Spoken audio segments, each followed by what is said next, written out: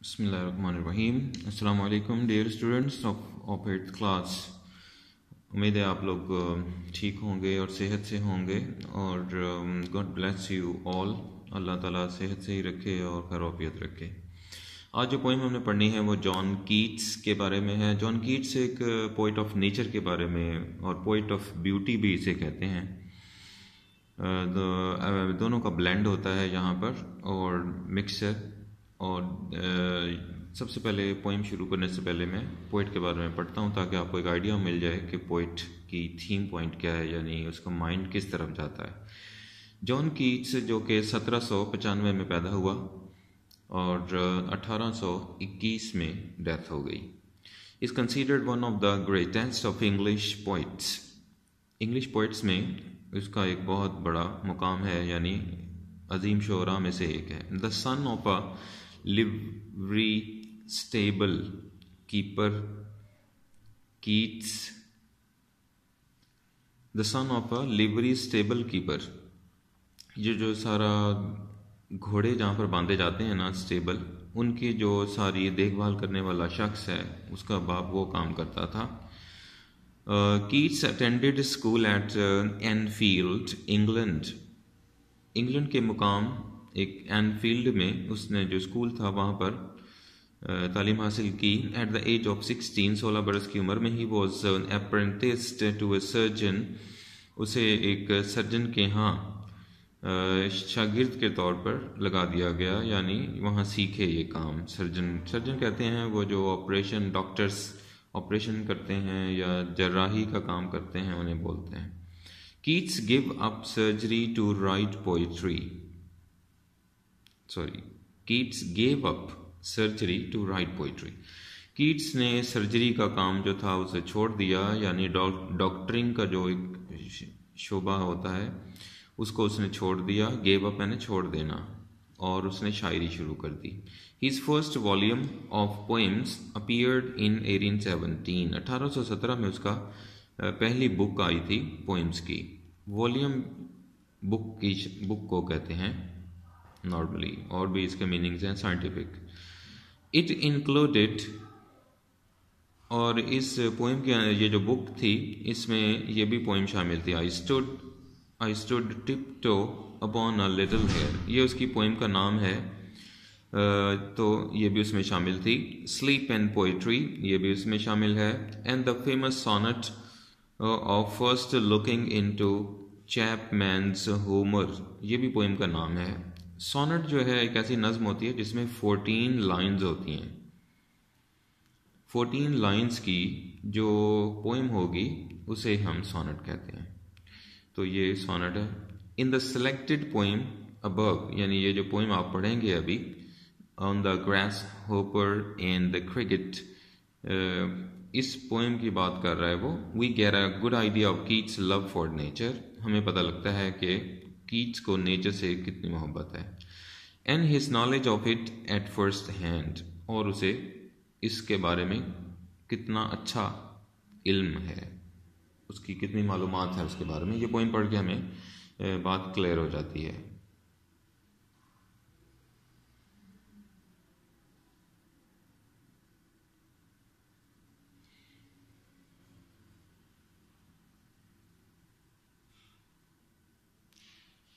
जी next आप words meaning की तरफ फोकस करेंगे और इसके वर्ड्स मीनिंग देखें। On the grass hopper and cricket, grass hopper ये जो आप तस्वीर में आप ये देख रहे हैं इसे कहते हैं ग्रास हॉपर, और क्रिकेट जो है वो इस तरह का होता है, लेकिन वो एक ये ज़रा ग्रीन कलर का भी होता है, लेकिन नॉर्मली जो पाकिस्तान में अगर आपको नज़र आएगा तो वो लाइट अर्थली कलर जो होता है ना, ऑफ वाइट सा, उस तरह का जरा brown light, very lightest brown, उस तरह का, यानी ये जो कलर आपको हल्का हल्का सा नज़र आ रहा है इस तरह का कलर होता है, या स्किन कलर आप कह सकते हैं। स्किन कलर में ये नज़र आता है, तो आपने इसका ध्यान रखना है। और ये पोएम है, इसको वर्ड्स मीनिंग ज़रा इसके क्लियर कर लें जल्दी से। न्यू मॉर्न, मैंने किसी चीज़ को नया नया काटना, दरख्तों को काटना, घास को काटना, उसे कहते हैं न्यूली कट। मैट कहते हैं एक पुराना सा वर्ड है जिसको मैडो कहते हैं। मैडो कहते हैं सब्जाजार, जहाँ जानवर घास वगैरह खाते हैं, चरागाह, उसे मैड। पोइट्री में मैड इस्तेमाल होता है, लेकिन वैसे मैडो कहते हैं। फ्रॉस्ट कहते हैं बहुत ज़्यादा सख्त सर्दी को, और या छोटी छोटी सी लेयर बन जाए बर्फ़ की। सख्त जब सर्दी पड़ती है तो बर्फ़ की सुबह सुबह एक लेयर सी बन जाती है घास पे, पत्तों पे, उसे फ्रॉस्ट कह देते हैं, या बहुत सर्दी को। रॉट, इसका डब्ल्यू साइलेंट है। रॉट, रॉट का मतलब होता है किसी चीज़ का क्रिएट हो जाना, बन जाना, फॉर्म्ड, शक्ल इख्तियार कर लेना, रॉट। शिरिल कहते हैं बहुत बारीक आवाज़ को, जिस तरह इसकी आवाज़ है, क्रिकेट की आवाज़ होती है। क्रिकेट को उर्दू में झींगर कहते हैं, अगर आप याद रखें। घर में चूँकि बहुत सारे निकल आते हैं, नज़र आते हैं, इसलिए झींगर हम लोग कहते हैं क्रिकेट। ये इसके बेटा मीनिंग्स हैं, इसको आपको ध्यान में रखना है। पोइम का जो टेक्स्ट है, इसकी लाइट सी सेंट्रल आइडिया मैं आपके सामने रखता हूँ ताकि हमें पोइम क्लियर हो।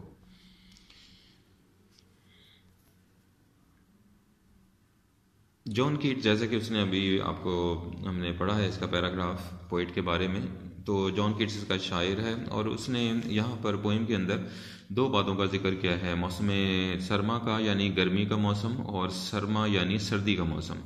मौसम गर्मा के अंदर होता यह है कि वो जो ग्रास होपर है उसे इलामती तौर पर बयान किया गया है। पोइट्री जो है बाज़ औक़ात छुपे हुए अल्फाज में बहुत गहरी बात कह जाती है, ये शायरी का अपना एक अंदाज़ है।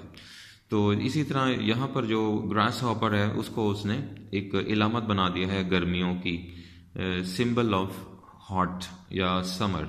और वो जो क्रिकेट है उसको सिंबल ऑफ विंटर कह दिया है, मौसम सरमा का इलामत समझा जा रहा है उसको। तो मौसम गर्मा का पहला पार्ट जो है पोइम के, वो मौसम गर्मा के हवाले से है। पोइट का कहना ये है कि कुदरत जो है अपने काम में मसरूफ़ रहती है, और जहाँ हर जगह जो नेचर में वो ब्यूटी फैली हुई है, उस ब्यूटी को जा बजा नज़ारे आप देख सकते हैं। और वो कहता है कि नेचर जो है वो सॉन्ग जो है अपना जारी रखती है, कभी परिंदों की शक्ल में, कभी हवाओं की शक्ल में, कभी बारिश की शक्ल में, कभी तूफ़ानों की शक्ल में। यानी साउंड आता रहता है, और इट डिपेंड्स कि आप क्या महसूस कर रहे हैं। बाज़ औक़ात किसी के लिए वो एक चीज़ शोर बन जाती है, और वही आवाज़ किसी के लिए मौसीकी बन जाती है। सो इट डिपेंड्स कि माइंड आपका क्या है, आप क्या महसूस कर रहे हैं। हर एक की जो फीलिंग्स हैं डेफिनेटली वो डिफरेंट होती है। सो इसी लिहाज से शायर की निगाह से और शायर के एहसासात का अगर हम ध्यान रखें, तो शायर अपने हिसाब से सोचता है, उसके अपने आइडियाज़ होते हैं। So this is the reason इस पोइम के अंदर भी उसने इन दोनों नॉर्मल जो इंसेक्ट्स हैं, हशरात हैं, कीड़े हैं, उनके ज़रिए नेचर के एक राज को उसने बताया है कि ये असल में सिंगिंग होती है, और वो नेचर को मशहूर रखते हैं, गूंजता हुआ रखते हैं अपने सॉन्ग्स के ज़रिए। लेकिन ये सिर्फ शायर ही सुन सकता है, I mean उसकी फीलिंग है, आम बंदा इसे महसूस नहीं कर सकता। वो तो यही देखेगा महज ये कीड़े हैं और they are making some chirping sound और अपनी आवाज़ें निकाल रहे हैं, लेकिन इट डिपेंड्स। तो ये सारी एक समरी है यहाँ पर झींगर की और इसकी ग्रास हॉपर की, और इसको आपने ध्यान रखना है। मैंने भी आपको अर्ज कर दिया, पोइम के अंदर उसने इसी डिस्क्रिप्शन की बात की है कि जैसे ही वो ग्रास से ऊपर खामोश होता है, सिंगिंग करता है, उसके बाद गर्मियाँ चली जाती हैं, सर्दियाँ आ जाती हैं। तो सर्दियाँ जब आती हैं, क्रिकेट सिंगिंग करना शुरू कर देता है, लेकिन थोड़ा सा लोगों को डाउट होता है, शायद ग्रास ऊपर गीत गा रहा है, लेकिन होता ये क्रिकेट है। तो यानी उसने बताया ये है कि सॉन्ग ऑफ ब्यूटी है या सॉन्ग ऑफ एन्जॉयमेंट है नेचर का, वो स्टॉप नहीं होता। ये इसका नेचुरल आइडिया उसके अंदर, आप उसको ध्यान में रखें। अब इसको ज़रा पोइम की शक्ल में आप लाइन बाय लाइन पढ़ा दूं ताकि आपको क्लियर हो जाए। The poetry of earth is never dead. यहाँ डेड का मतलब है स्टॉप के सेंस में। तो ज़मीन की जो इस रूए ज़मीन पर जो शायरी है या सिंगिंग है, वो कभी बंद नहीं होती, स्टॉप नहीं होती, डेड नहीं होती। उसको गाने वाले बहुत हैं, बहुत सारे सिंगर्स नेचर ने पैदा कर रखे हैं।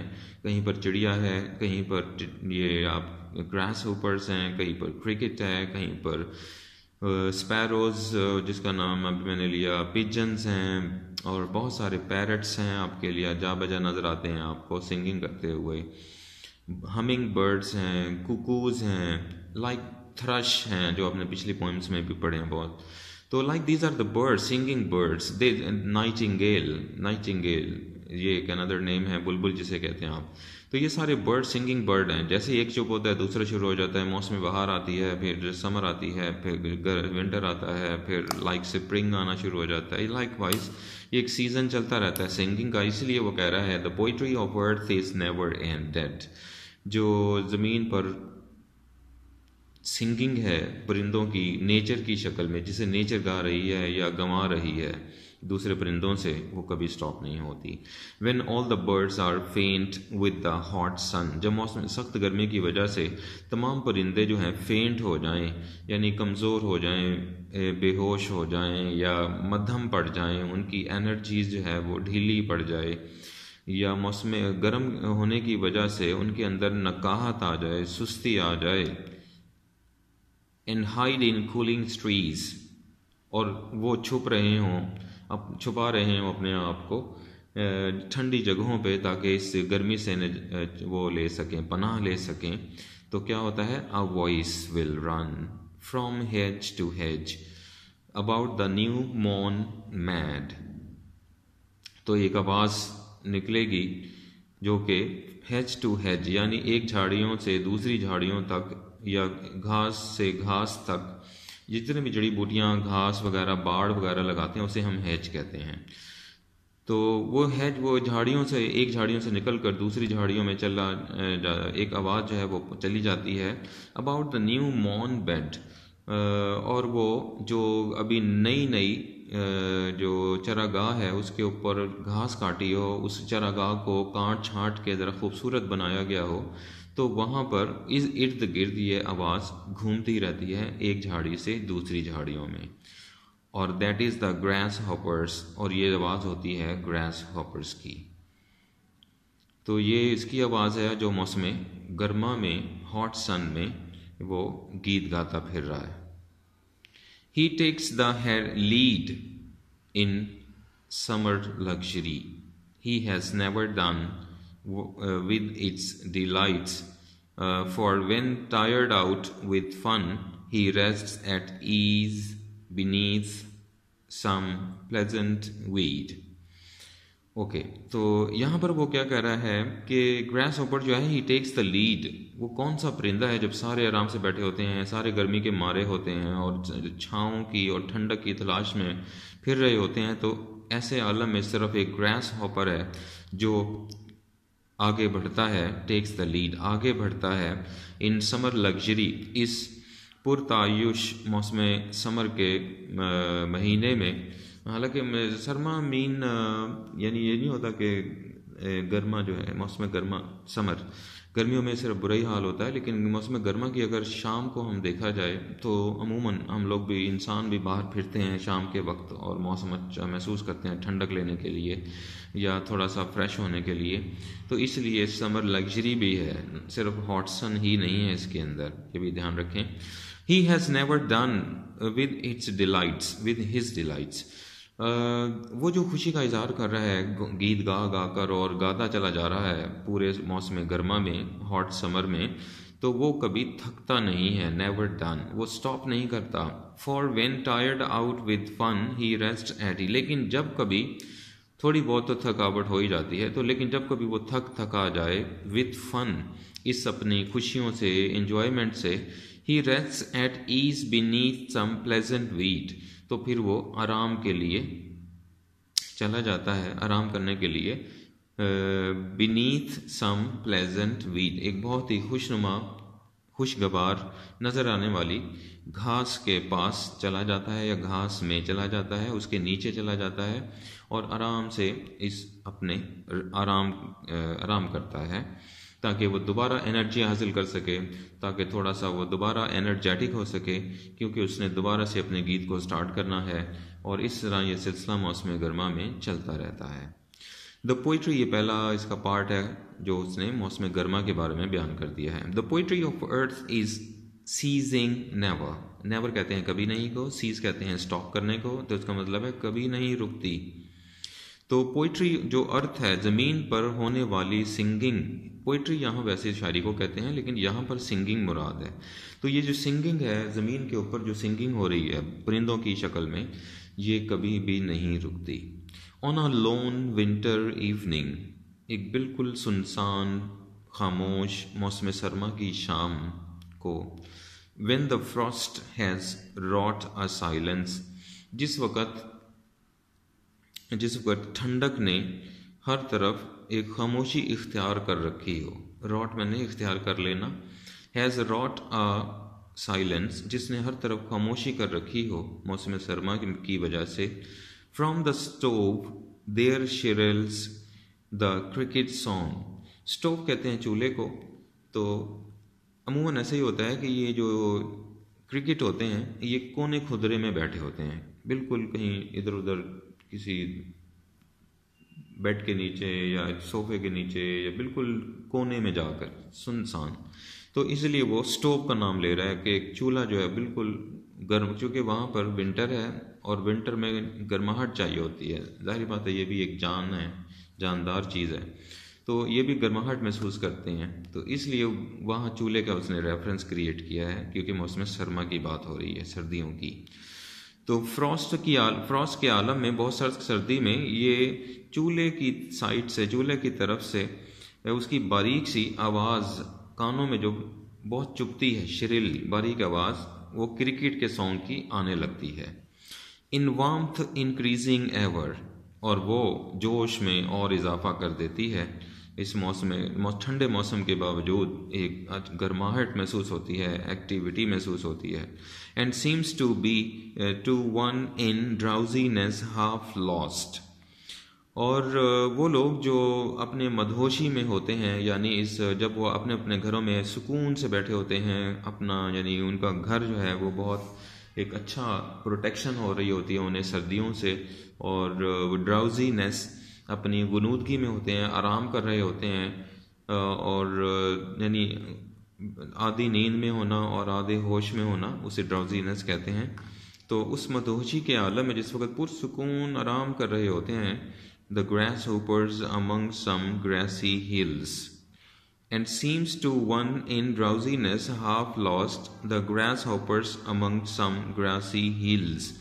तो वो कह रहा है कि ऐसा लगने लगता है उन लोगों को जैसा कि ग्रास होपर जो है अपने दूर किसी घास वाली पहाड़ियों पर, सरसब्ज पहाड़ियों पर जहाँ घास उगा हुआ होता है, वहाँ बैठा ये गीत गा रहा है, ग्रास होपर गा रहा है। लेकिन होता वो क्या है, वो क्रिकेट की आवाज़ आ रही होती है, सिंगिंग की, लेकिन लोग चूँकि मदहोश होते हैं और होश में, आधे होश में होते हैं, जिसे वो ड्राउजीनेस हाफ लॉस्ट कह रहा है, तो उसकी वजह से उन्हें एक आइडिया नहीं होता कि ये क्रिकेट है। तो ये इसकी डिस्क्रिप्शन है पोइट की, जॉन कीट्स की, इसका आपने ध्यान में रखना है, और यही उसकी वो बात है जिसको बयान करना चाह रहा था इस पोइम के अंदर। और दोनों सेक्शन उसने बयान कर दिए, मौसम गर्मा के और मौसम सरमा के। दोबारा बताऊं, ये जो ग्रास हॉपर है ये शो करता है मौसम गर्मा को यानी गर्मियों को, और जो क्रिकेट है, झींगर जिसे आप कहते हैं, ये शो करता है मौसम सरमा को यानी सर्दियों को। तो यहाँ पर यानी इसलिए इस तरह वो बयान कर रहा था कि सॉन्ग जो है स्टॉप नहीं होता। जब ग्रास होपर बड़ी अपने आप को लगा रहता है सिंगिंग करने में, मौसम गर्मा में जब कोई भी जरूरत नहीं करता, सब ठंडी जगहों की तलाश में फिरते रहते हैं मारे मारे, तो और रेस्ट कर रहे होते हैं, लेकिन ग्रास होपर आगे बढ़ के अपने सॉन्ग को जारी रखता है। लेकिन जब ये चुप होता है तो फिर क्रिकेट शुरू हो जाता है। तो इस तरह वो कह रहा है कि ज़मीन पर होने वाली सिंगिंग नहीं रुकती। तो ये नेचर की एक फीलिंग है और नेचर का डिस्प्ले है कि किस तरह नेचर ने अपने आप का इजहार किया है, और शायर उसे अपनी आंखों से देखता है और अपने एहसासात में डिस्क्राइब कर देता है। तो ये उसकी पोइम है, इसे ध्यान में रखें। इसकी अब हम समरी आप देखेंगे, तो समरी और MCQs और क्वेश्चन आंसर्स, उसके डिस्क्रिप्शन पे भी हम बाद में जाते हैं।